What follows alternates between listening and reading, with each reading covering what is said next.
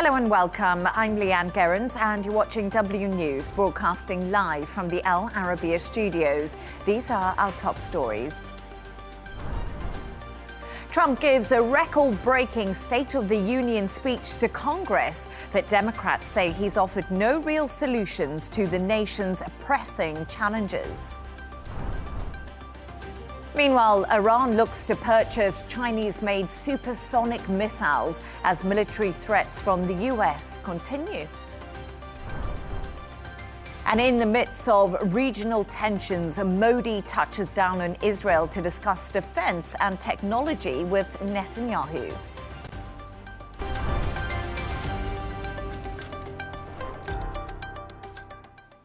President Trump has praised the American economy and his return to the White House in a State of the Union address. Speaking for approximately 1 hour and 48 minutes, the U.S. president repeated his mission statement to bring back the golden age of America. Take a listen. Members of Congress and my fellow Americans, our nation is back, bigger, better, richer, and stronger than ever before. You've seen nothing yet. We're going to do better and better and better. This is the golden age of America. Today, our border is secure. Our spirit is restored. Inflation is plummeting. Incomes are rising fast. The roaring economy is roaring like never before. And our enemies are scared. Our military and police are stacked. And America is respected again, perhaps like never before. And for all of these reasons, I say tonight, members of Congress, the state of our union is strong. Let's go live to Washington to speak to Republican strategist Adolfo Franco. Adolfo, as always, good to have you on the show. Let's start off with your take on President Trump's blockbuster moment as he delivered his State of the Union address amid thinning approval ratings. Well, it reminds me very much of Ronald Reagan's first term, where his ratings were very low at the beginning of his first year, his first term, and he stuck to his plans, which are very similar, based on deregulation, cutting tax rates, and fueling the economy through incentives, particularly on the energy and other sectors. So that reminds me of this. Just as in Ronald Reagan's presidency, it takes a period of time for these policies to be felt by the American people fully. And that reminded me very much of that. We will see when the American people start seeing their taxes being reduced this year significantly. And the last 2 months have indicated inflation is now running at 1.7%, has cooled so much from the Biden years that I think the president's message was, let's stay the course and we will yield the dividends that are necessary for the American people to continue to prosper. That was his message. It certainly wasn't instant pudding because there is no quick fix after 4 years of failed economic policies. That was his message.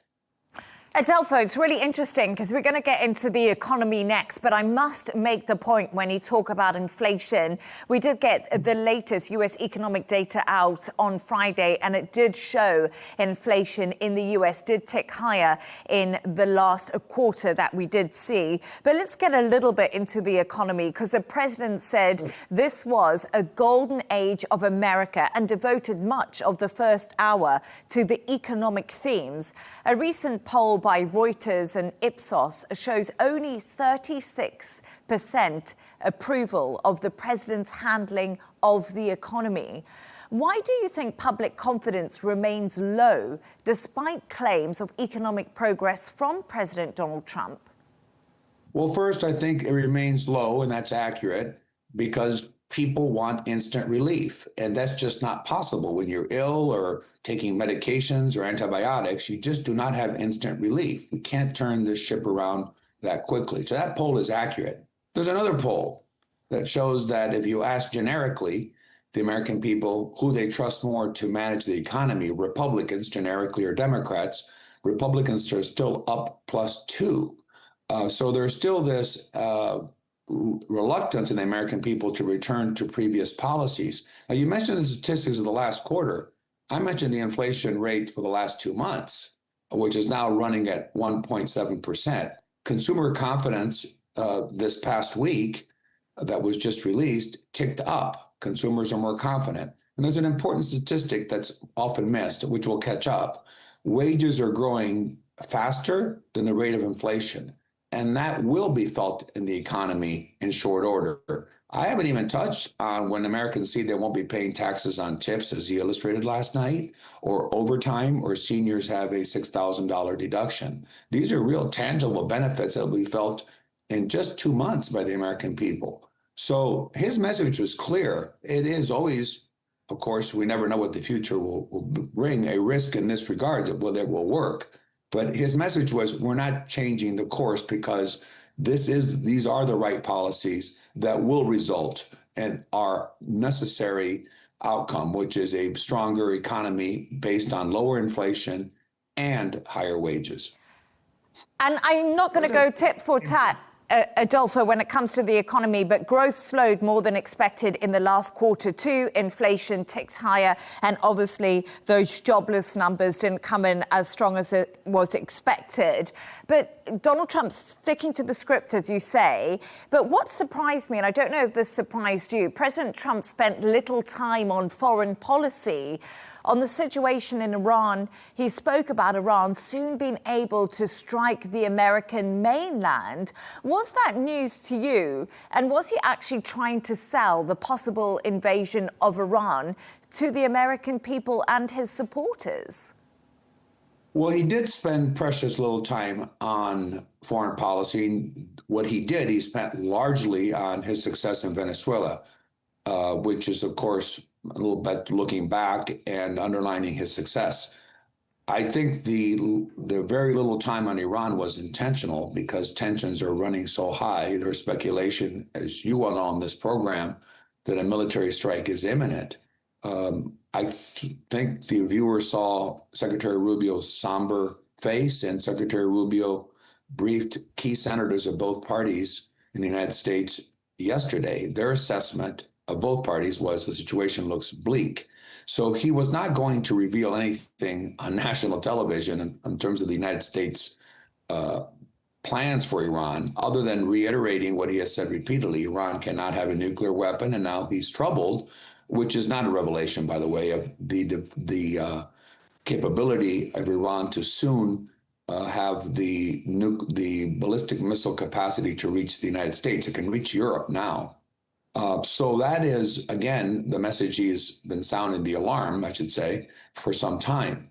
But I don't think this was the time or the format to even signal or have tea leaves as to what might be the president's next steps with respect to Iran. I also think he omitted China from the discussion purposely for two reasons. China depends 80% of Iran's oil is shipped to China. I don't think he wants to aggravate, as you're going to report here, China in any way to bolster support for Iran. So I think all of that was quite intentional.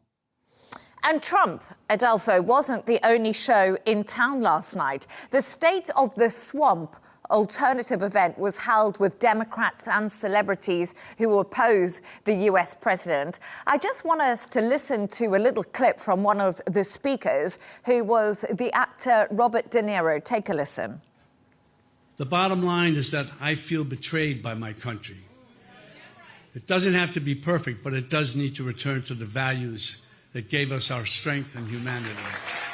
If you want our leaders to be accountable, if you're devoted to the Constitution and the rule of law, if you want the United States of America to be worthy of your love, be ready to take this to the streets together, and we will take our country back.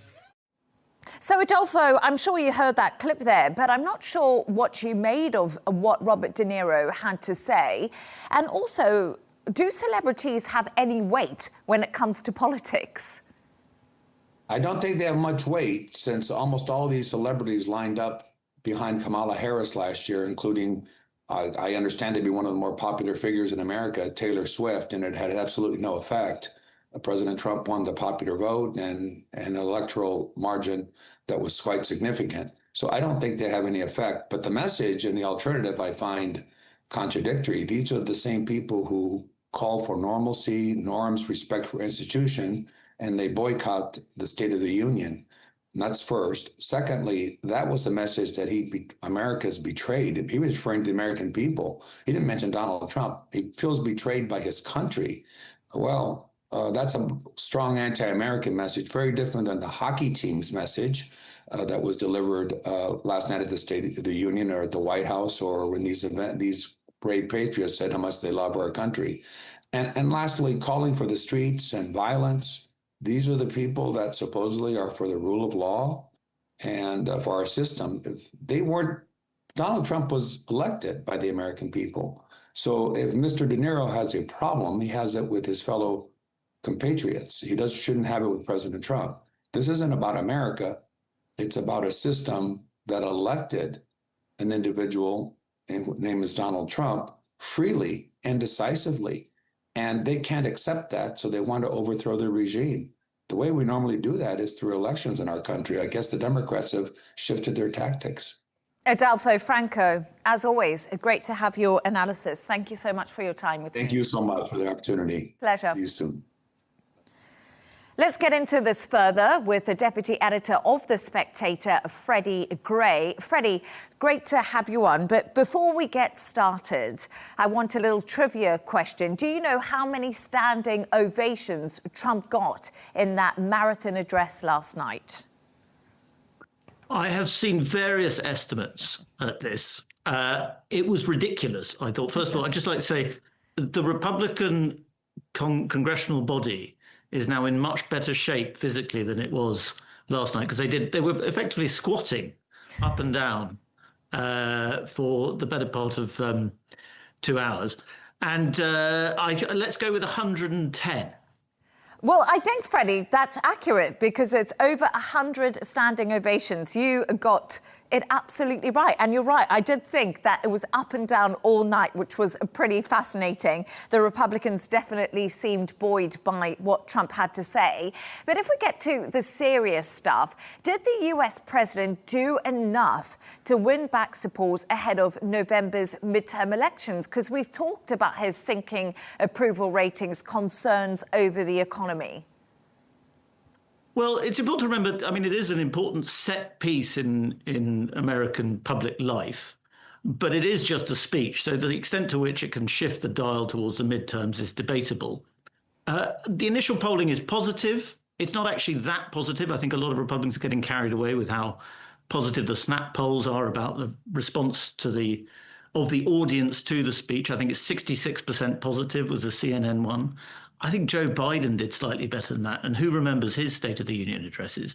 I don't, and I wrote about them. So I think he didn't do quite enough to make it a kind of truly historic State of the Union. Where he really excels, and what the White House is talking about a lot today, is in showing how awful his opposition are. And he does this by saying things that most Americans agree with, getting one of those standing ovations, and then watching as the Democrats sit on their buttocks and boo or hiss. So, you know, the one that's getting most attention, the two that are getting most attention, one where he said, do you think America should put American citizens, if you think America should put American citizens ahead of illegal immigrants, stand up, and the Democrats refuse to stand up. That obviously puts them at odds with the majority of the American public. And then the other was the standing ovation for Irina Zarustra's mother, the Ukrainian woman who was killed brutally in America last year. And the Republicans stood up, and the Democrats just didn't stand up, which makes them look sick and demented, really. So that's where he scores points, is because the State of the Union, the key is in the word union. It's supposed to be about unity. It's supposed to be about the branches of government coming together and working in the national interest. The Democrats showed themselves not to be interested in the national interest last night. And it's really interesting because lots of analysis today, Freddie, also pointed out that State of the Swamp alternative event that took place. I was speaking to Adolfo Franco about it, and a lot of people were saying, Where is the resistance and opposition to President Donald Trump? Because the Democrats are holding an alternative event dressed as frogs, and they're not really putting anything serious forward. Do you think that's got legs, that sort of analysis, that there's no kind of galvanizing Democratic force at the moment? Well, there isn't, and there isn't a clear leader. I mean, there doesn't have to be a leader until the next presidential election cycle. But there are no strong Democratic candidates. You look at the favorites to be the next Democratic presidential nominee. There's Kamala Harris, is right up there. Gavin Newsom, who's a very divisive governor of California. And there's Alexandria Ocasio-Cortez, who's very popular among some people, but certainly doesn't command significant support across the country. And we saw her recently in Munich at the security conference in Munich, giving a quite embarrassing performance where she tried to talk about international affairs and sounded really out of her depth. So the Democrats have a real problem of a lack of serious talent on their front benches, if you like. And that is their problem. They have been defeated by Trump because the one thing that unites them is a hatred of Trump. But apart from that, it's unclear to see what brings the party together, what their real message is. And you know what's so interesting is after that AOC speech that we did see, Freddy, a lot of people said it was just a word salad. So we're getting into this argument, of course, who will lead the Democrats. But I just want to shift gear a little bit, because whilst we have you here, Freddy, there's been so much going on in the UK in terms of Epstein's links to Andrew Mountbatten Windsor and, of course, Peter Mandelson. Now Westminster has got involved. I mean, what's happening? Well, the police are getting involved. So obviously the man formerly known as Prince Andrew had the police visit him last week. And this week was the turn of Peter Mandelson, the former ambassador to Washington, to be visited by the police. And there's a bit of a sort of mystery as to what happened there, because it was briefed to the papers that Mandelson was denying that he was interested in escaping, that he was a flight risk, if you like. And that's apparently why the police went to his house, as they wanted to take his passport from him, so he couldn't flee to the British Virgin Islands. Mandelson disputes that, but what exactly happened there is quite unclear. I think what is increasingly clear is this is a big problem for Keir Starmer's Labour government. People are calling it Keir Starmer's Watergate here in Westminster, because it just could be a scandal that in some ways feels minor. I mean, it is a significant ambassadorial appointment. They got it wrong. It shouldn't really be enough to bring down the whole government. But they're acting, Starmer and his closest allies are acting in such a shady way about it. They are refusing to divulge exactly who knew what when about Mandelson's relationship with Jeffrey Epstein. And the danger for Labour is this story just drags on and on and on and just sucks the life out of the government. And every time they try and get momentum in one direction, this will come back onto the front pages, because as we've seen over the last few weeks, the Epstein story with its strange cocktail of sex, crime, money, international elites, it's an irresistible story for the media, so it keeps coming back. Freddy Gray, as always, great to have you on. Thank you. Great pleasure.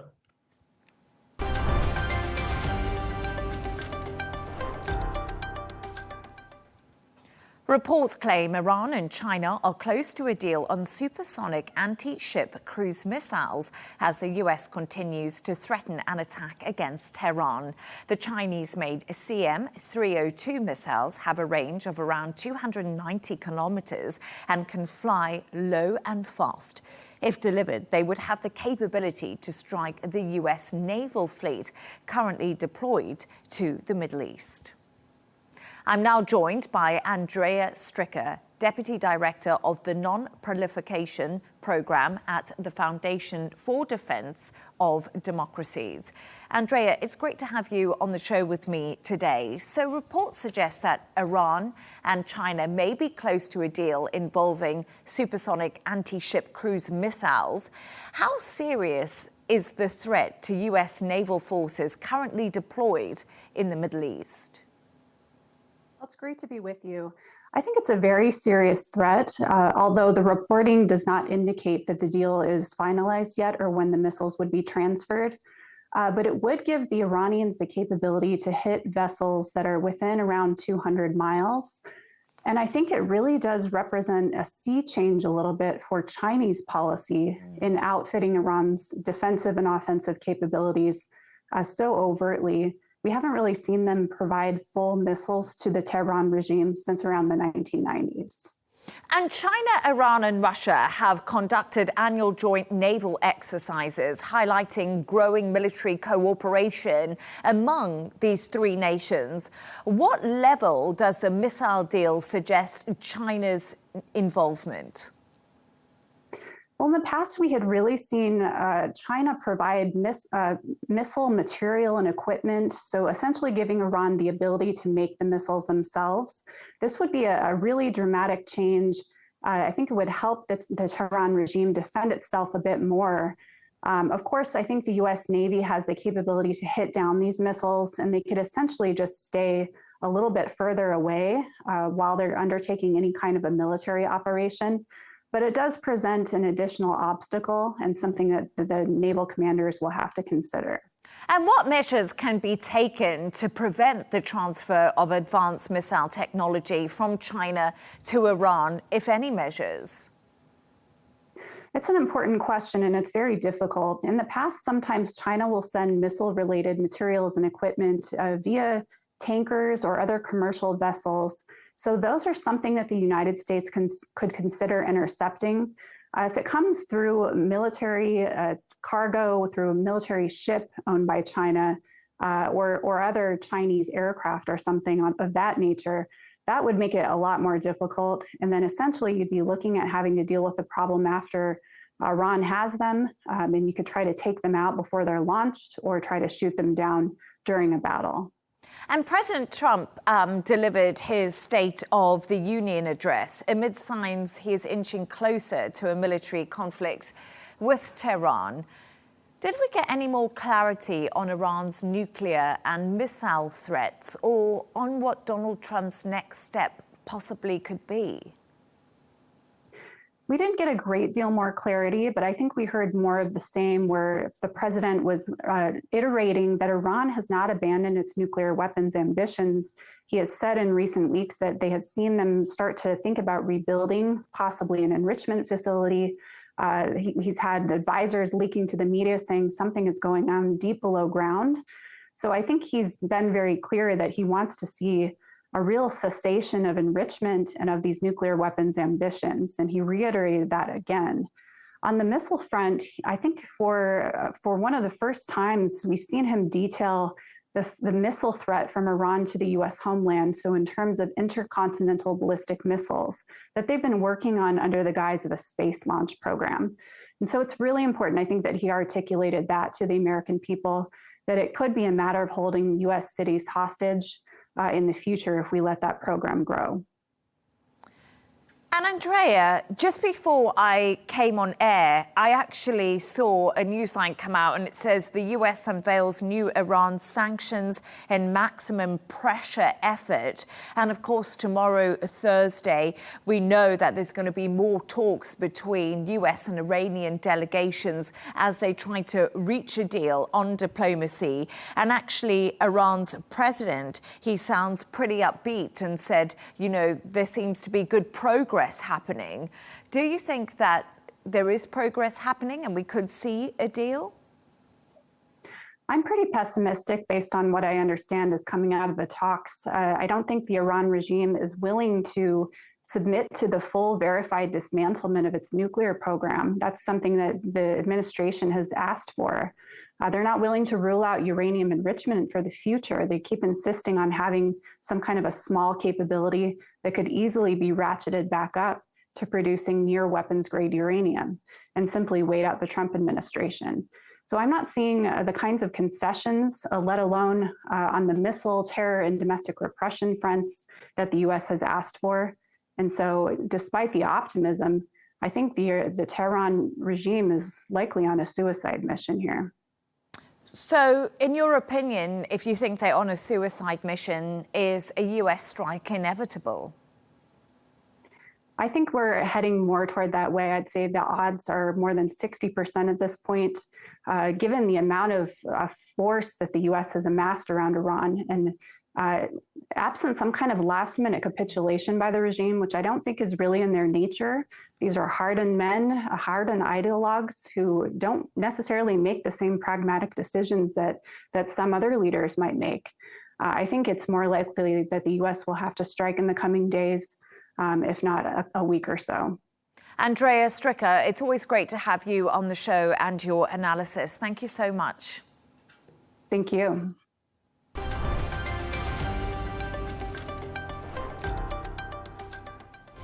Let's take a look at some of the other stories making the headlines today. Bomb threats against Australian President Anthony Albanese that called an evacuation from his Canberra home have been linked to a Chinese dance group. The threat was sent to the group's organisers, claiming that explosives around Albanese's residence would detonate if the group performed in Australia. Nothing suspicious was found. Now, Zimbabwe has pulled out of negotiations with the US on a new health deal. It would have provided $367 million in funding over 5 years. The deal was intended to replace US aid agency programs cancelled by President Donald Trump. Japan plans to deploy missiles on the remote island near Taiwan by 2031. Tensions between Japan and China have run high since Tokyo suggested it would activate self-defense forces in the event of an attack on Taiwan. And Prince Harry and Meghan Markle are visiting Jordan. The invite of the WHO chief, Dr. Tedros, marking their first international trip in 18 months. The Sussexes will spend 2 days in the region, supporting vulnerable communities affected by both conflict and displacement.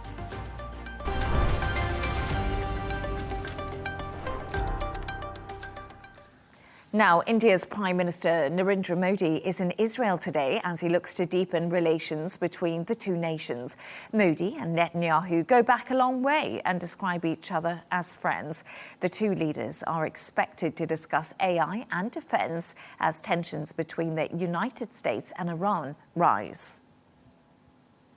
We can now cross live to New Delhi to speak to Professor Dr. Shanthie D'Souza, founder-president of Mantraya Institute for Strategic Studies. Dr. Shanthie, great to have you on the show with me.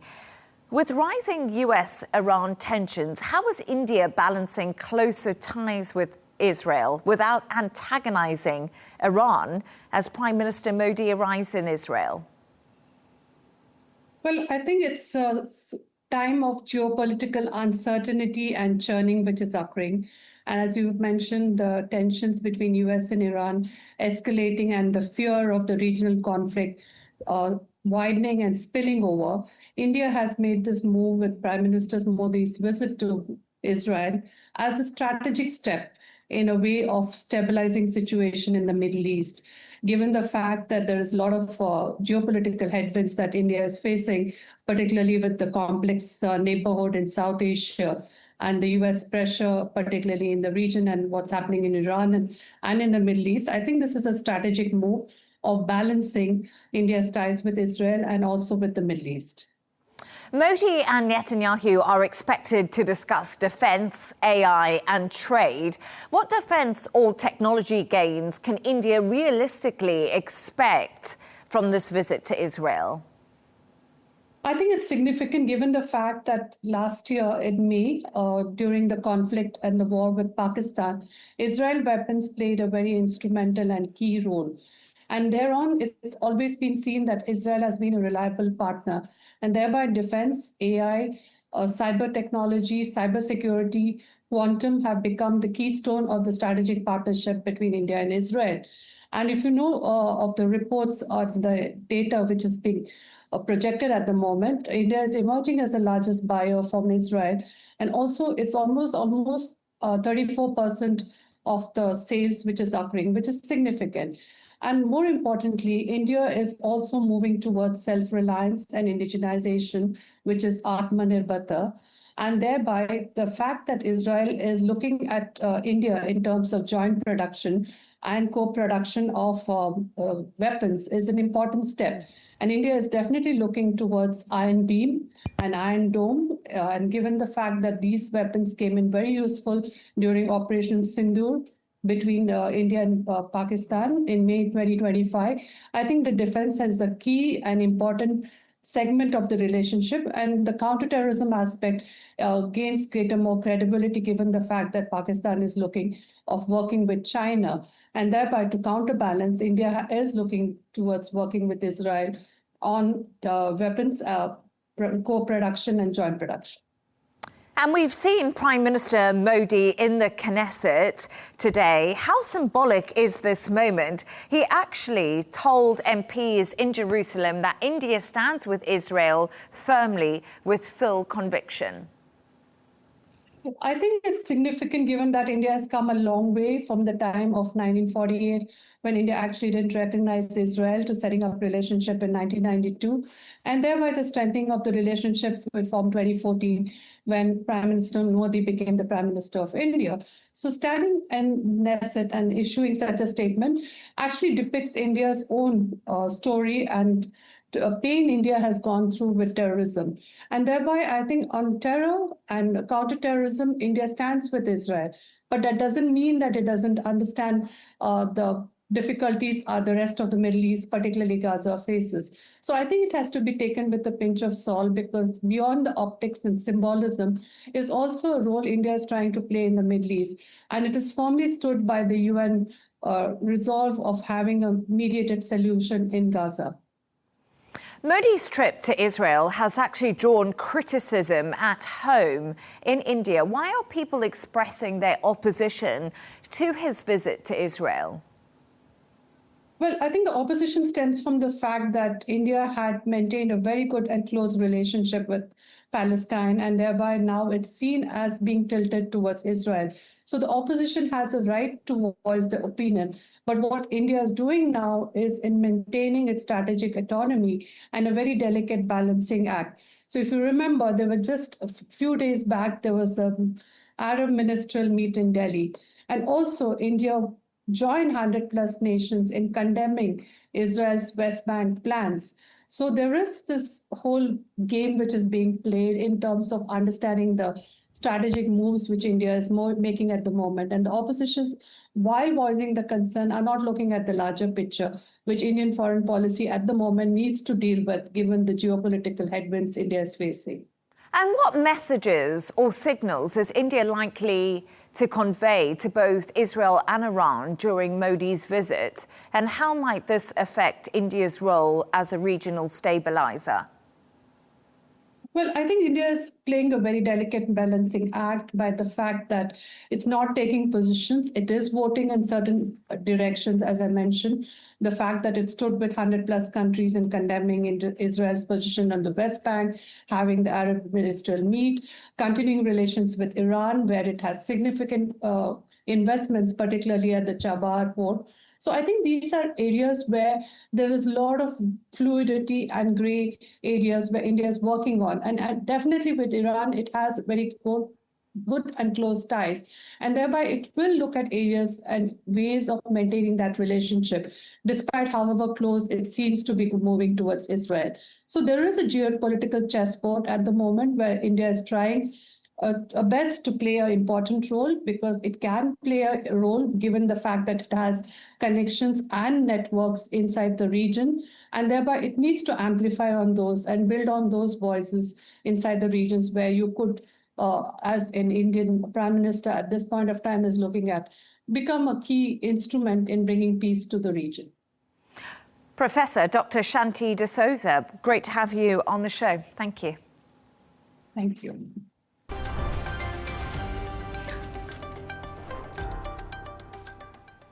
Let's take a look at the top business news now. Aston Martin will cut its workforce by up to 20% as it looks to recover from the impact of US tariffs and weak demand in China. The British luxury car maker says it will save around £40 million a year from these cuts. Paramount Skydance has offered Warner Brothers Discovery its best and final offer at $31 a share as it adds continued pressure on the media giant. Warner Brothers rejected the initial $30 deal. Netflix, which has been the preferred bidder, recently boosted its offer to $27.75 per share. Turning to all the sports news now, and FIFA boss Gianni Infantino says he felt very reassured about Mexico's fixtures in this summer's World Cup, despite the ongoing violence following the killing of a drug cartel leader. Mexico will co-host the tournament alongside the US and Canada from the 11th of June to the 19th of July. And one of my favorite stories of the day, Snoop Dogg delighted fans last night as he appeared at a Swansea City Championship clash against Preston. The hip-hop star brought a stake in the Welsh side last year and arrived at the stadium head to toe in the club's kit. He posed with fans before kickoff and even received a standing ovation before the match ended in a 1-1 draw. There we are, Snoop Dogg and football. What more could you want?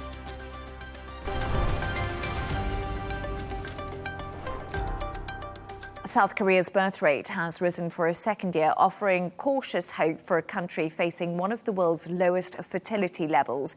New government figures show new births were up again in 2025, helped in part by a post-pandemic surge in marriages. Chris Gilbert reports. A little miracle for the parents and for the country. New figures show South Korea recorded about 254,000 births in 2025, up nearly 7% from the year before. After years of decline, births have now increased for 2 consecutive years. The total fertility rate, the average number of children a household is expected to have, rose to 0.8 in 2025 from 0.75 the year before. 2025년 출생아 The total fertility rate and crude birth rate declined for 8 consecutive years from 2016 to 2023. However, they have increased for 2 consecutive years starting in 2024. Despite the uptick, the country remains far below the level needed to maintain its population. Demographers say a fertility rate of about 2.1 children per household is required to keep numbers stable without immigration. Officials point to a surge in marriages as a key driver of the rebound, including weddings postponed during the COVID-19 pandemic. 혼인의 증가입니다. There's an increase in marriages.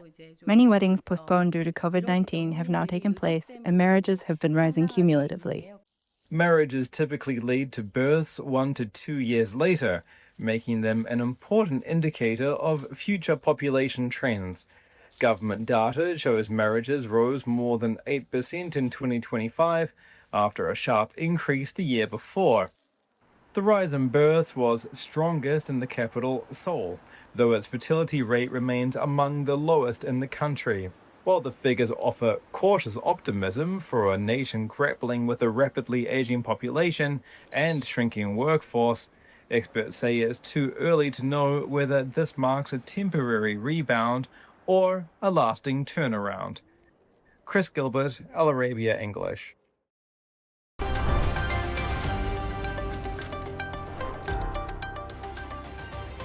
A reminder of our top stories. Trump gives a record-breaking State of the Union speech to Congress, but Democrats say he's offered no real solution to the nation's pressing challenges.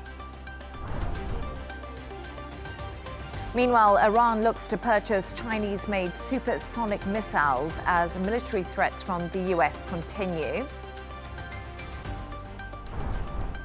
And in the midst of regional tensions, Modi touches down in Israel to discuss defense and technology with Netanyahu. That's all from us on W News. Don't forget to subscribe to our YouTube channel. Of course, follow us on X, and we'll be back in a couple of hours with W News Extra. Goodbye.